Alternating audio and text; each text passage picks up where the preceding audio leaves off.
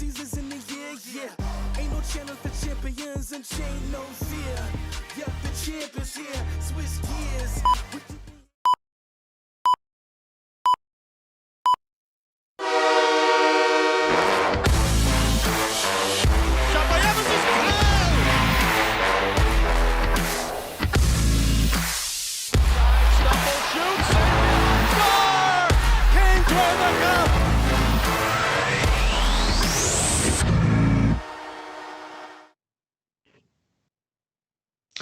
Happy New Year and welcome back, Kings fans. I am Jesse Cohen. She is Carlin Bathe, and this is All the Kingsmen Live, presented by Manscaped. Manscaped is an official partner of your LA Kings.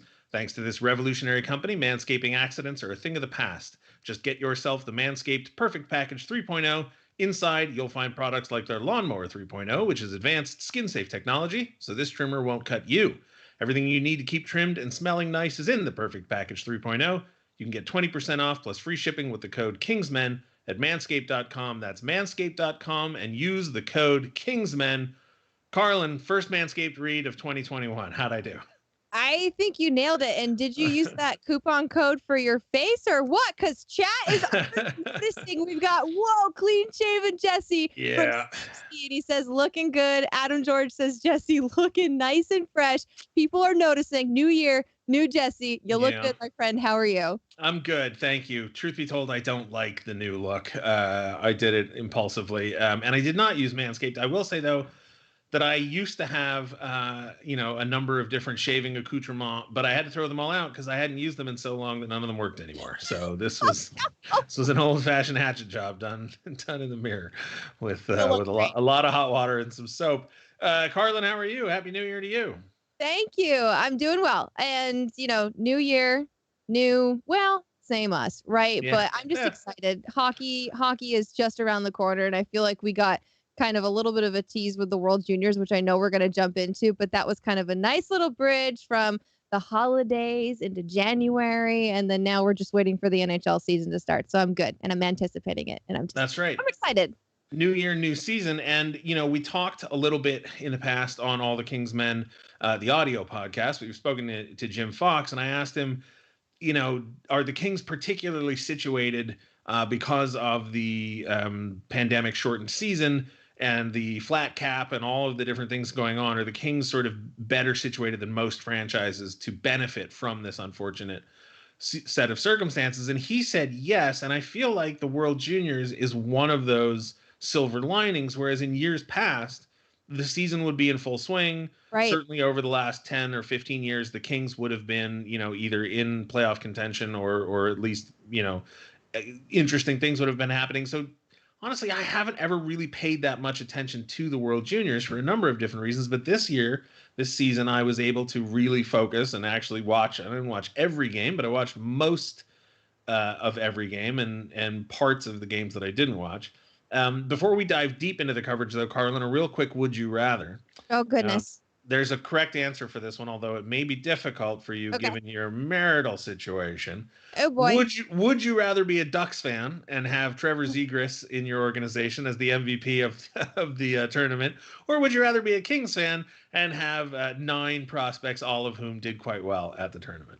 You want to be a Kings fan. Yeah, that's the right answer. That's the right answer for sure. But Trevor Zegras, I mean, you can't deny the greatness of that kid and the confidence of him too. Like when I want to say he cut a promo. If we're really gonna look at his interview with Jill before the gold medal game, he literally was calling out Team Canada, saying they hadn't been tested yet. Producer Chris was talking about this with us this morning, and he really was kind of playing a heel, if you will. Mm-hmm. But he backed up his words, and that's kind of cool. It brings like this fun, youthful, really confident flair to Team USA. Can't wait to see what he does when he actually gets onto the Ducks. But wow, Trevor Zegras was just a spectacle to be seen. But yeah, I'd rather be a Kings fan. Of course, I'm sure everyone here rather be a Kings fan. Right answer. For sure. Yeah, and hopefully someday your husband will see the light and switch sides. No, Trevor Zegras is the Jesus. There's no speaking with him about that. But let's get into the WJC now. One of the highlight moments in Kings history was Alec Martinez scoring the game winner in overtime in Game 7 against Chicago to send the Kings to the Stanley Cup Final, where he then scored the cup-winning goal in overtime against the New York Rangers. We've got two Kings sort of splitting the analogous duties here. We have Sure. we've got Arthur Kaliev, scoring the game winner in the semifinals off of a feed from Alex Turcotte to send the USA into the gold medal game against Canada. You can see that goal right there. Tons have been said about it, but Kaliev, doesn't take more than half a second to get that puck on a stick. It's up on end. It's not a knuckle puck exactly, but top shelf. Just a really beautiful goal. And then, of course, in the gold medal game against Canada, who I guess I was rooting for, we have Alex Turcotte scoring the game winner. Yep. And so there you go. Two Kings prospects on a line with the Ducks' Trevor Zegras. But, the Kings sent 9 guys, and they sent 9 last year. But this season, with the entire hockey world's eyes on them, there's no NHL games to watch. 2 big, highly touted Kings prospects come through with 2 huge goals. I mean, it was a ton of fun. It had to be a ton of fun to be a Kings fan and watch that transpire too. And just to see how much, those prospects have grown too, to see what they brought to this tournament. There's always some sort of, expectation, but never too much weight on this. It's just to see what these kids are capable of and, celebrate hockey at its finest, right? I feel like they just delivered on all fronts. You don't expect much. And when you get that, it's just everything you could have ever hoped for. And the other thing too, it's really cool, is because of the situation and the circumstances and the way that the season is right now, how you were kind of already talking about, Jesse. Mm-hmm. What's neat is that the players on the current Kings team were able to watch these guys do this too. So they got to, not be on a plane going from Detroit to Pittsburgh or something. Like they were able to kind of digest this. And talking with Blake Lizotte, like he and Mikey Anderson are cooking dinner together, sitting down, turning on the TV, all eyes were on these Kings prospects and all of these countries playing at the World Juniors this year. So it was pretty cool to know that was happening during the special circumstance, and the Kings fans got this treat of those prospects really showing what they're capable of doing. Yeah, and let's go ahead and take a look at the full numbers that the Kings prospects put up. We got Jack Harris from the LA Times who collated all that for us. Alex Turcotte, 3 goals, 5 assists, a +8. Arthur Kaliev, 3 goals, 5 assists, a +9. Brock Faber, who got rave reviews and I think was probably the unexpected standout as far as the Kings prospects, 5 assists, +8, worked his way onto a pairing with York after maybe not even being guaranteed a playing spot. On Team Canada, Quentin Byfield got sort of roughed up a little bit earlier by fans and the media in the preliminary rounds, winds up with 2 goals, 5 assists, and a +7. And Jordan Spence, in like the only 5 minutes he played in the entire tournament, scores a goal. Nice. Yep. It's a great story. Casper Simon-Tyvel, 4 goals, 3 assists, +5, and 2 of those goals came in that semifinal game where I think the Kings had 4 of the 6 goals scored in that game, so that's tremendous. Toby Bjornfoot, the assistant captain or alternate captain for Team Sweden, 2 assists and a +1, and had some big checks. Martin Kromiak, tough for him on that team. Not a lot of talent. They got dummied by a few teams, but managed to score a goal and unfortunately a -7. But again, it's a wacky tournament. There were a lot of blowouts, a lot of blowouts. And Lukasz Parzik, or Parji, as I heard it pronounced once, managed to get a shutout against Team Russia, which is no small task. So, I mean, really a huge showing by the Kings in a tournament that, I want to stress this, doesn't really mean anything. To you, maybe. Well, but let me rephrase that. It's fun, it's meaningful, It's great, and you can see the look on Turcotte's face, and you can see the joy and the happiness in Team USA's celebration there, and you can see how crestfallen Team Canada is. What I mean to say when it doesn't mean anything is we shouldn't assume that because somebody didn't have a great showing that somehow that sets them up for a lousy career. You can see there Team USA celebrating. That's from Alex Turcotte's Instagram account. And we've got Arthur Kaliev there getting about as excited as Arthur Kaliev gets. He's just too cool, calm, and collected. By the way, chat is saying right now Artie Party, and then people are counteracting that and saying don't say Artie Party around Jesse. So I'm gonna say it because they said don't say it, but Artie Party. Look, I say things without thinking them through sometimes, and the reason I said on Twitter that I think I was over Artie Party already. What I meant by that, I'll clarify here. I'm not over Arthur Kaliev. Arthur Kaliev's great. Of But course. during a post game, I think it was post game interview, it might have been an intermission interview. The reporter, whose name escapes me at the moment, was it Jill Savage? Yeah, Jill. Yeah, she addressed him as Artie Party. Like she directed a question at him by saying, Good "So for Artie her. Party, how do you-" well, that's the part I'm over. I don't. Yeah, I back that. Why not? Well, I Time could do to have without fun, it. am I right? Also, everybody now is saying Artie Party, and I'm kind of loving that. Let's spam the chat with that right now. Sure, why not? But I mean, yeah, ultimately the takeaway from this tournament for me was that it was fun, right? Yeah. We haven't had real hockey since the Stanley Cup final, and you know, in a holiday time where, like I said, usually I'm out of town, right? And I'm with family and I'm sort of disconnected from everything that's going on anyway. So to have a moment where it felt like everybody on my Twitter timeline, it felt like everybody on, you know, social media, excuse me, everybody in the hockey world was paying attention to this tournament. The blowouts were, you know, disappointing, and there was a lot of debate about what to do about that. But ultimately, it was just nice having a lot of hockey to watch and watching these kids celebrate and enjoy and have fun.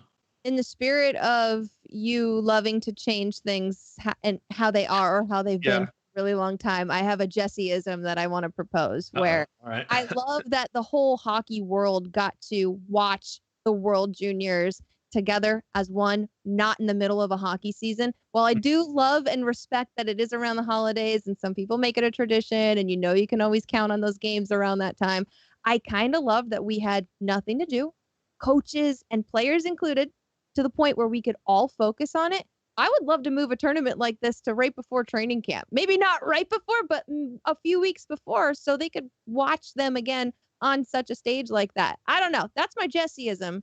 But is that an idea that I float to you that you would back, or do you still like it around the holidays? No, I mean, I like it a lot. The only reason I would think that people wouldn't like that is because I think the real reason the tournament gained popularity was that Canadian broadcasters needed something to put on TV during Christmas, and so they put a bunch of time and money into promoting the tournament, which had previously, I don't think, been that big a deal. But my argument is always to put the All-Star game before the season starts. Oh, before and have that be like show. That's a different show. Yeah, we'll get into that later. But ultimately, I think you're 100% right. I think it's very clever. I think putting things right before training camp is definitely the way to go. But look, congratulations, Team USA. Congratulations to all the Kings players who went to the World Junior Championship and performed very well. I said to, I think, Jack Jablonski on an episode of All the Kings Men that the World Junior Championship was an opportunity to show greatness, but that you shouldn't be judged for not showing greatness. But yeah. I really think that some Kings prospects, especially those three on Team USA, showed us some greatness. And I was already excited to see Alex Turcotte in an Ontario Reign jersey and see what he could do with a full season of professional hockey. I am now even more excited to see Alex Turcotte in a Kings jersey or a Reign jersey with a full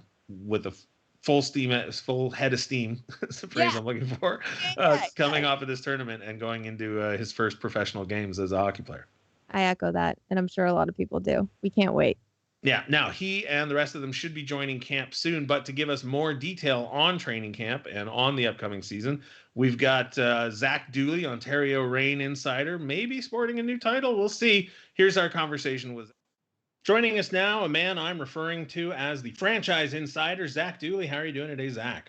Jesse, I'm so excited to be here talking to you and Carlin. I've been waiting for my invite to this program for several months, and it took becoming the franchise insider to finally get that. But I'm really pumped to be talking to you guys.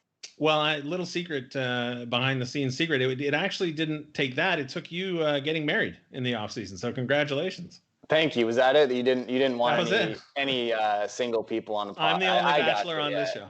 I got you. No, you don't want the competition. I understand that. I can respect that. But yeah, you and Carlin both getting married. So congratulations to you both. I know I speak for all the Kings fans out there and Reign fans when I say it. He had the better hashtag though. That's Dooley true. Weds? Come on. Yeah, I didn't Dooley even think I had a hashtag. Yeah, I like the puns. The puns. We had Lex said I Dooley was the official one, and then I worked them both in, so I like the puns. It was Well, great. look, we just finished talking about the World Junior Championship, Zach, and you're the man there at training camp for us. So when are those kids going to show up from Edmonton? They're here. The four players Okay. is Toby Bjornfoot, Arthur Kaliev, Alex Turcotte, and Quentin Byfield. They arrived yesterday, as Todd McClellan talked about in his post-practice availability. And if all things go well, they have some testing to follow, some things like that. But if everything goes well, we could see them on the ice as early as this week in some form. And did you get a sense of excitement from the rest of the team, curiosity, interest to see how these kids work their way into camp? I think there has to be, right? Like two of those guys are top 5 picks. Like Toby Bjornfoot was a stud last year with the Reign, had a couple of Kings games. Like Drew Doughty loves Toby Bjornfoot. He always seems to glow when he talks about him. And Arthur Kaliev, like you look at that shot and no, other than Martin Firk, like he might be one of the best shooters in the entire camp. So I think there's going to be a lot of excitement around those guys. Todd has talked several times about how you can't fully evaluate this group until you see everybody, and always seems to reference these younger kids. So I think they're going to get their chance to impress in a Group A or Group B, and definitely excited to see how all 4 of them play against NHL competition. You've been a busy guy, Zach, but did you get a chance to sit down and watch any of it and take any of the World Juniors in? A little bit, yeah. Definitely the gold medal game last night was really cool. It's always good when the U.S. can beat Canada. Now they can just talk about their free healthcare and we can have a gold medal. So that was fun. But it's always good. And there were so many Kings prospects in that tournament that made it really cool. Like there was 9. So it seemed like every game that you watched, there was at least somebody to root for, even if you don't necessarily care about Slovakia. You could watch Martin Kromiak play. And that was pretty cool. It was cool. Very, very cool. That's the new kids on the block. But I want to talk about I guess they're not old kids on the block, but the former new kids on the team, and that is Cal Peterson, Mikey Anderson, and Gabe Vilardi. Now, the Kings ended last season with a 7-game win streak, filled everybody with a lot of confidence. It's unfortunate the way the season ended, but a high note nonetheless. Now we move into camp. Jack Campbell has been traded, so Cal Peterson obviously would be splitting time with Jonathan Quick.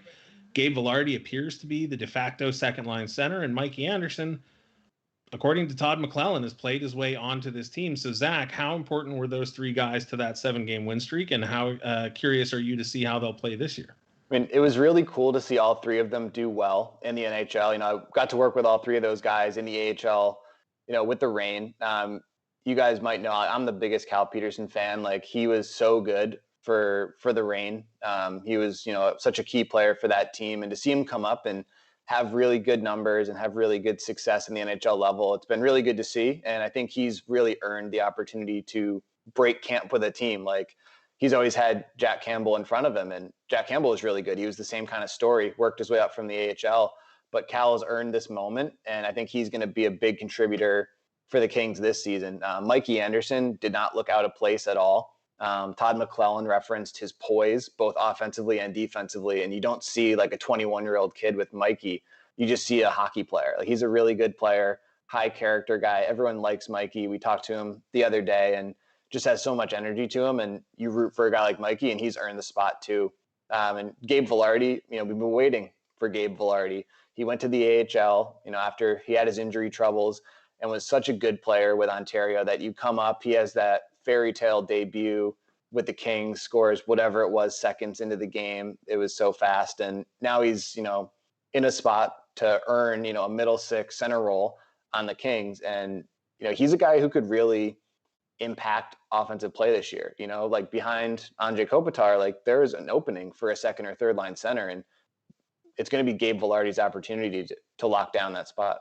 How much did the time off impact somebody like a Gabe Vilardi? Because you've been in and out and listening to all of these interviews day in and day out. And a lot of the veterans were saying, this has been so great to have this time off to heal and whatnot. And how about somebody young like Gabe who had been through an injury like that? How do you think this will impact him? It had to be really positive. For a guy like Gabe, the last 2 off seasons have been completely rehab centered. Like, he hasn't had an off season as a pro player to have a full training regimen. So to see him finally have that time, and to have that extended time to be able to build muscle, to be able to really grow and develop his game instead of just focusing on rehab, like that had to be huge. And I think you're seeing some early payoffs from him. I can't remember, Zach, if it was his first game in the AHL last year or if it was his first point. I know you were at the game. I talked to you about it afterwards, but he scored. I believe it was in an overtime. It might have been him setting up a goal, but as soon as it went in, he turned around, pointed at the opposition bench, and he wouldn't tell us what he said, but he was clearly barking at them. I mean, in a friendly, good-natured way. But do you feel that sandpaper to him? Can you sense that he still has that excitement in him? Plays with a lot of passion, I think is a good way to put it. Like you could see it every time he scored last year with Ontario. Like he was beating his chest or quick to give a big hug to a teammate. Usually it was Martin Furk because they played together all the time. And I think you could see that like infectious energy carry over in the NHL too. Like you saw how excited he was when he scored that goal against Florida and all of his other points. Like he's a guy who kind of wears the heart on the sleeve on the ice. And I think you can kind of see that in his play when he's producing. I like watching him. That's one of the big reasons. Mikey Anderson was asked in his post-practice availability a day or two ago how he feels about everybody constantly referencing the fact that he'll wear a letter for this franchise one day. And obviously we don't know if that's true or not, but to have a kid so young be so universally lauded for leadership and, character, et cetera. And he gave the perfect answer, right? It was humble and respectful and grateful. But can you sense, even in a camp like this where there's, 36, 37 guys and he's one of the youngest, do you sense that he commands that respect from his teammates yet, or does he still have to grow that part of his game? That's what you love about Mikey, because he is all of those things that you just mentioned, but he's also, very open and honest. Like he said, when he went up to the NHL, like you're sitting next to guys who you played with in fantasy hockey, like growing up, and now they're your teammates and now they're your opposition. So like he admitted, like you have those maybe starstruck moments at first, but now coming in year 2, he had those games, he got that out of the way. Now he's a lot more comfortable, in an NHL locker room. And I think that's going to be really big for him because he has those leadership characteristics, but also as a young guy, you don't want to overstep, right? Like this team has Andrei Kopitar, has Dustin Brown, Drew Doughty, Jeff Carter, Jonathan Quick. Like these guys have won Stanley Cups. These are the voices in the locker room. So you kind of have to earn that place a little bit, but all signs would point to Mikey Anderson really fitting into that culture. Do you think guys still play fantasy hockey even when they've made it to the NHL? Like, is that a possibility, or am I just crazy for even thinking? That's a great question. Like, I don't know if I would. Like, I like fantasy football because I only have to pay attention once a week. I couldn't imagine setting it up, but like, would you draft yourself? Like, yeah, what do you do? Would you pick yourself in fantasy hockey? You have to have a hot take on this. I'm sure you've thought about this. You do. I mean, There's something in there. So, I've played multiple versions of fantasy hockey. And to Zach's point, the one that I probably liked the most was it's just one day a week and it's all the games on that day. And probably shouldn't admit this, but we started doing that format 2 years ago. And I won quite a few games by loading up on Kings opposition players. Oh my goodness. Well, by November or December, it was pretty clear what was happening. But yeah, doing like a daily where you have to set your line, it's a lot. It's a lot to worry about. I would guess, although I don't know, guys, there's flights and train rides and bus rides. You'd have the time, I guess, but I don't know. Every hockey player I've ever talked to doesn't sound like a fan in the way that normal fans are. Yeah. And it's all for just the pat on the back too, right? Like, good job. Well, there's some money involved occasionally, but like I won't take Sharks or Ducks, which has always hurt me. Yeah. So I don't know. So there's a lot to unpack there. Look, there's another new face in camp, Zach, and that's Andreas Athanasiou. And of course, all we hear about him is speed. You're the guy with eyeballs on him. How fast is he? So Blake Lizotte, after today's practice, said that outside of next to Austin Wagner, like he's the fastest guy on the ice. Yeah. And, Blake Lizotte's not slow by any means. He's a pretty quick player. So for him to say that, I think that says a lot. McClellan referenced it. Andreas himself did reference it as well. Like that's a huge part of his game. Like the guy can move for sure. And you're talking about a guy who hasn't even been able to skate for the last 8 to 10 days because he's had to quarantine when he got here. So for him to come out when all the other guys have been about a week in, he's fresh off like the hotel bed and he comes out and is impressing that much, he can skate. Now, fast is that line going to be? Because as of right now, it's Lizotte with Carter and Athanasiou, correct? Correct. How fast does that look? I mean, that's Jeff Carter's kind of like a gazelle. Like I've always thought he's so fast, yet he doesn't even look like it. Like he just glides. You know what I mean? And then you really get down to it. If you held a speed gun up, you'd be like, yeah, that's freaking flying right there. But that line together, does it look insane? Carter's skating is so underrated because he's such a big guy, but he moves so well. It's something that Todd talked about the other day. He does, and like he's not going to have any issues keeping up with that pairing. I think it could be really great for him because like Blake Lizotte, you guys know, he works so hard. He does like all those little things that you don't get an assist for, but you get a lot of appreciation amongst your teammates and coaches for. He's going to do a lot of that work. You have Athanasiou, who scored 30 goals like 2 years ago. He can play. Like we all know that Jeff Carter can put the puck in the net when he's on his game. So like that could be a fun line to watch, I think. I'm excited for that one. It spreads the speed out. Spreads the speed out throughout the lineup. Right now, you've got Kempe on the second line, Athanasiou and Lizotte on the third line, and maybe Wagner on the fourth, possibly. I mean, that's a lot of burners up and down your lineup. We're about a week away from actual NHL games being played, Zach, and the question that got asked all on day one and day two in the media availabilities was, is this a playoff team? And I thought all the players gave the right answer. I thought McClellan gave the right answer, but I'll go ahead and ask you and see if you give the right answer. With the altered format and the altered schedule, could the Kings sneak into a playoff spot? I mean, if the goal of the players isn't to make the playoffs, then like, what are we doing here? Like, obviously that's their goal. Like you have a lot of talent on this team. You have guys that have won championships. You have guys that have made the playoffs. And, you know, this team played so well at the end of the year. And all they've done from that group that finished the season was add talent. Like you add Olli Mata, who for this team is a first pairing defenseman. You add Athanasiou, who's playing in the middle six. And you add Elias Anderson, who could add some depth to the forwards as well. Like there's no reason that in any season, like you're not playing to make the playoffs. I think this team's goal is to make the playoffs. And if things go well, you know, a fresh start or a fast start is going to be important with the smaller schedule. But yeah, I don't see any reason why the Kings can't make the playoffs. To rib John Hoven just a little bit while we're all here.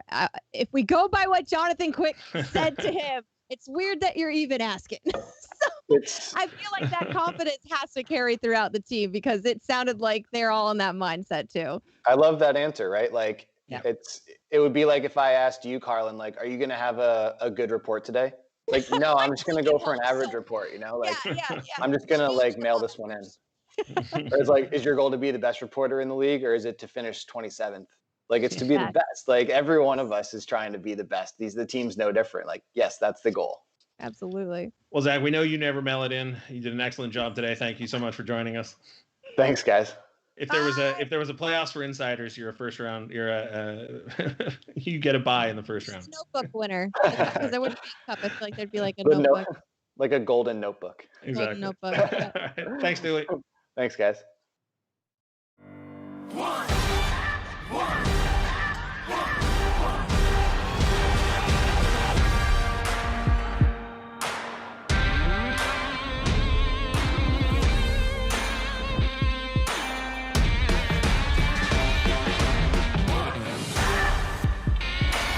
It's one all, one shot, now the future is yours. Go!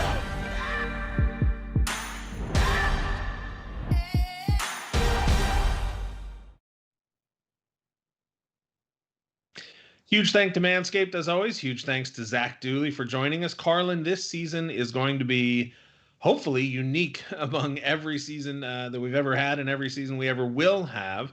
LA Kings. Yeah, yes, exactly. But LA Kings only playing the other 7 teams in their division. It is the newly configured Western Division. San Jose, LA, Anaheim, Vegas, the Coyotes, Colorado, St. Louis, and Minnesota, if I'm not mistaken. We're going to be playing, or the Kings, I should say, are going to be playing, they'll be back-to-back series against teams. If they travel to Colorado, there'll be 2 games against Colorado. If they, head down the freeway to Anaheim, there'll be 2 games against Anaheim, or at one point, 4 games in a row, 5 games for the Ducks. Wow. Are you excited for this new condensed season? Are you kidding me right now? Yeah, it's a silly question. Of course you I, are. yeah. What if I was just like, nah? Like you'd have to check.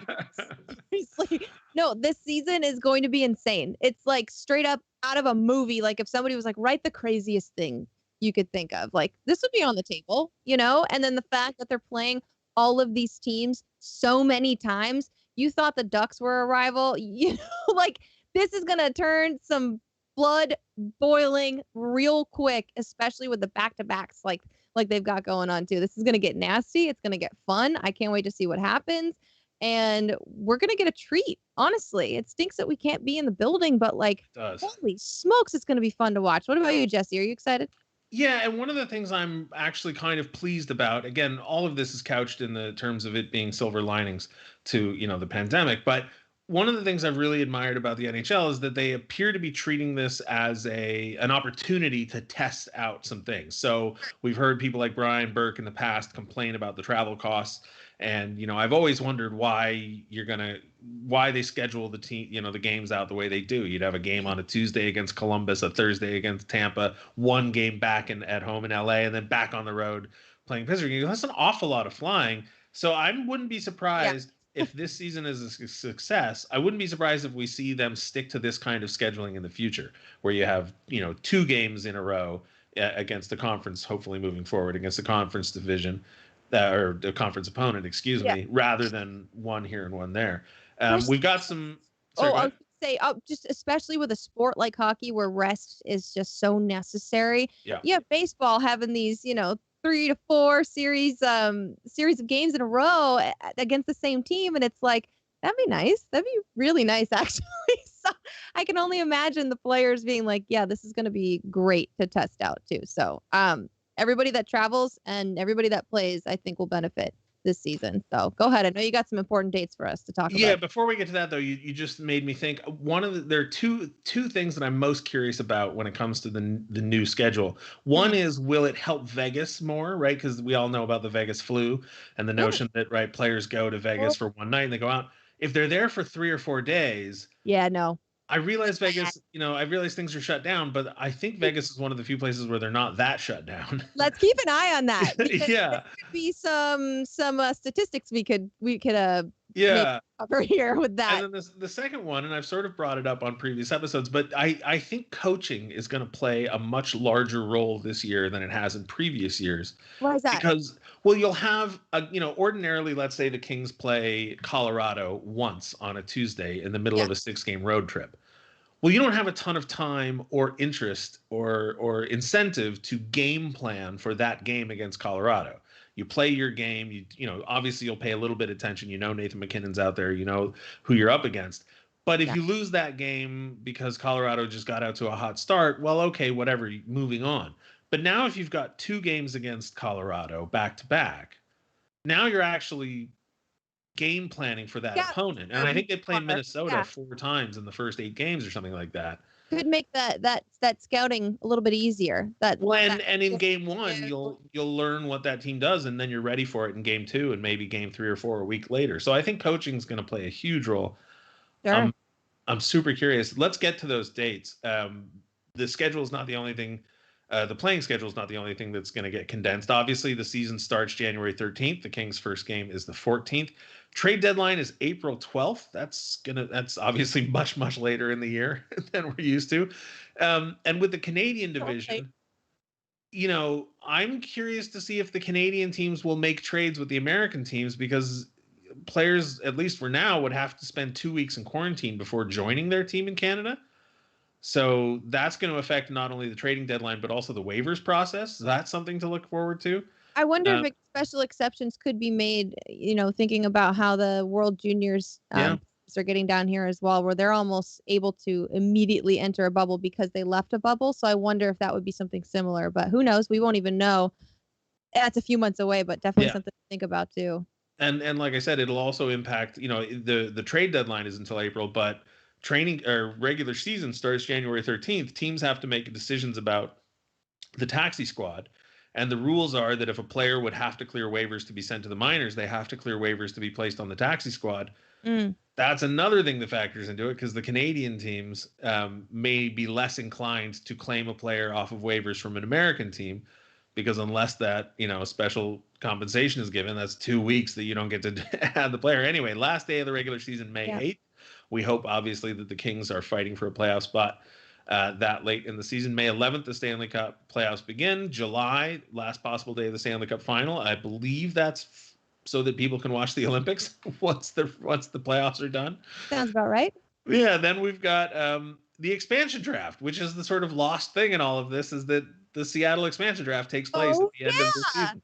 The Kraken.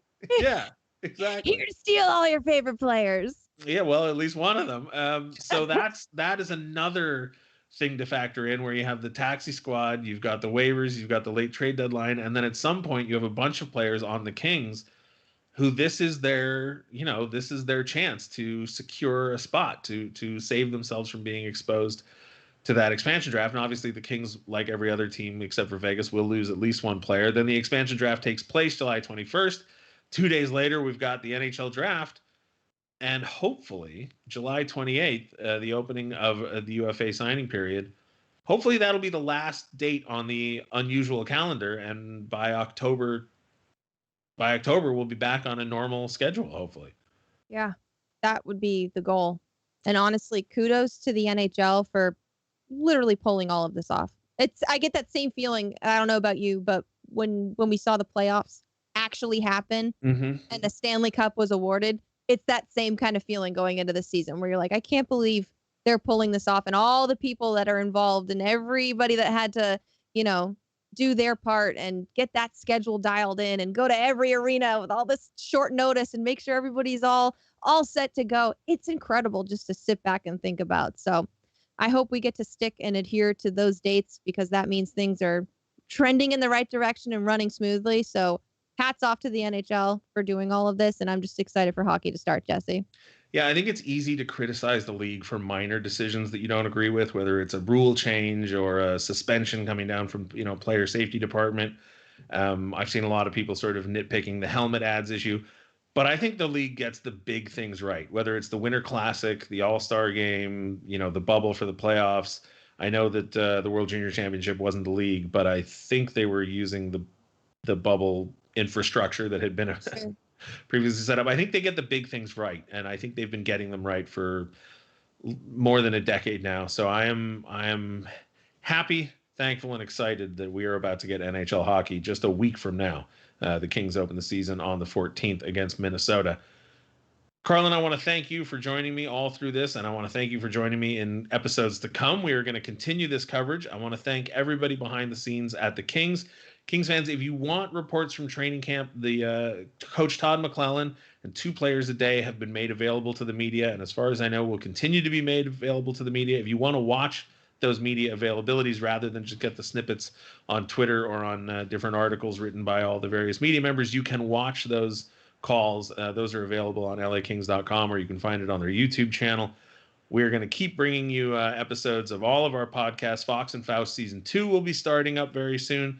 We will continue to bring you rain coverage, although Cameron Close sadly has left the organization. We wish him all the best. Oh, huge fan of Cameron's.